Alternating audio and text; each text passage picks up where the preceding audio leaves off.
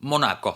Мала, но многу моćна и богата земја. Азурниот брег, јахтите, скапите автомобили и казина се веројатно првите работи што ќе ви паднат на ум кога некој ќе го спомене Монако.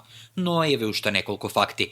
Монако е држава, буквално микродржава, сместена на француската ривиера во близина на италијанскиот регион Лигурија. Тоа е една од оние земји кои граничат само со една земја, а тоа во овој случај е Франција. Исто така, иако формално државата Монако не е членка на Европската унија, таа го користи еврото како своја валута.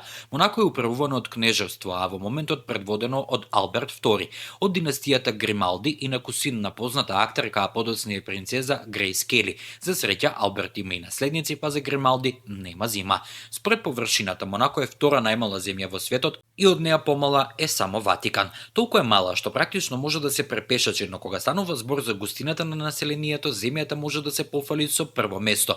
Минималната загарантирана плата овде е околу 2000 евра, но просечната плата се искачува на околу 4800. Сепак, имајќи ги предвид трошоците за живот и цените во оваа земја, тоа не е премногу, но затоа со две просечни плати можете да поминете рајски одмор, речиси насекаде во светот. Секоја година од 1929-та Монако е домаќин на трката во Формула 1. Возењето овде е посебно бидејќи не се одвива на посебна тркачка патека, туку на градските улици. Патеката е тесна и нема многу можности за претекување, а доаѓањето на таа трка е прашање на престиж. Поради богатиот општествен живот, но и угледот, жителите на Монако генерално изгледаат пристојно, но и обично.